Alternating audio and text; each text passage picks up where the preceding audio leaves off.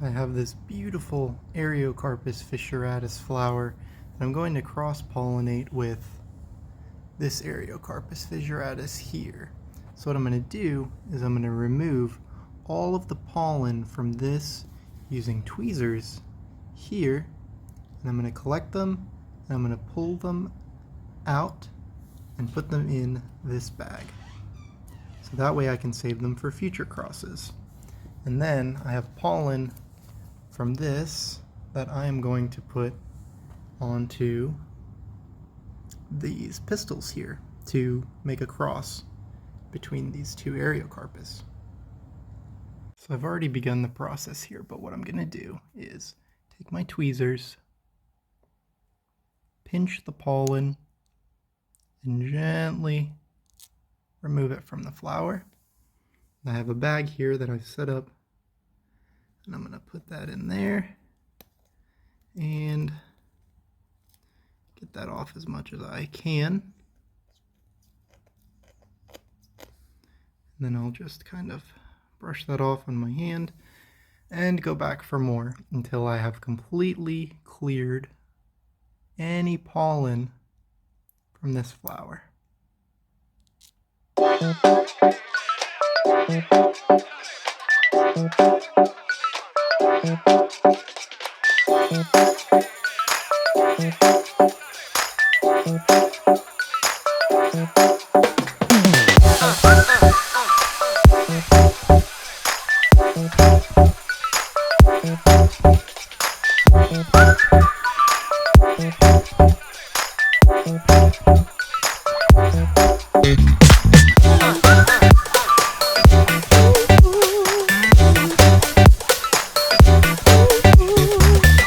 Alright, now, as we can see, there's still a little bit of pollen kind of down in there. Probably grab this last guy. I don't think we can get all of it 100%, so not much you can do there. But what we are going to do is we're going to take our pollen from this fissuratus, which is what I've done, essentially the same process when this one had a flower. We're going to deposit it on our pistils here. And if we've done so successfully, we should end up with a closing flower. So the flower will close and it'll end up in a fruit. So one thing I like to do, I like to sterilize with a little bit of isopropyl alcohol on my tweezers.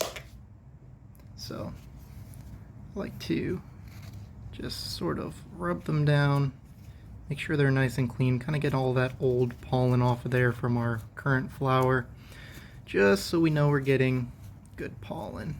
So got that nice and clean.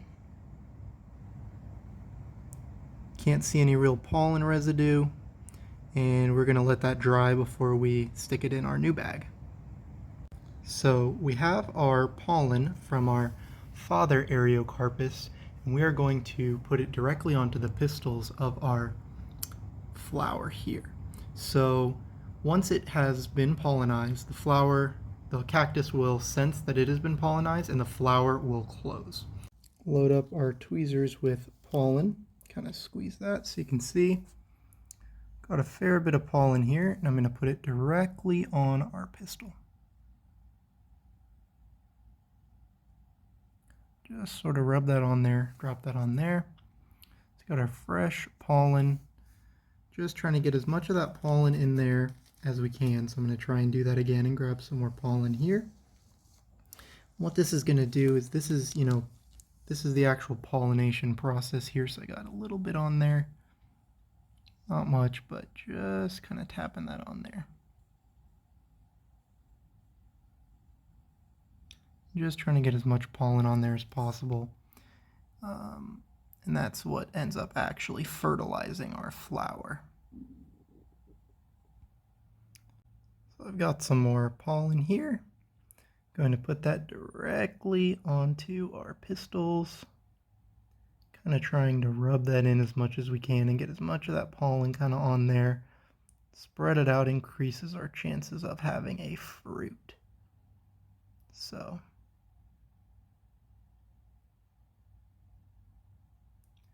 just try and get that all in there. Looking good. And then I'm going to probably finish up the rest of this bag here and we will see what happens. Okay, so there's our final result. I've gone ahead and pushed the pollen into the center of our pistil there. Just kind of pushed it in very lightly, just wanting to make sure the pollen goes down into the ovule there. And that's what's actually going to make our fruit. So this should close up in the next few hours, and hopefully in about a month or two we'll have a nice fruit.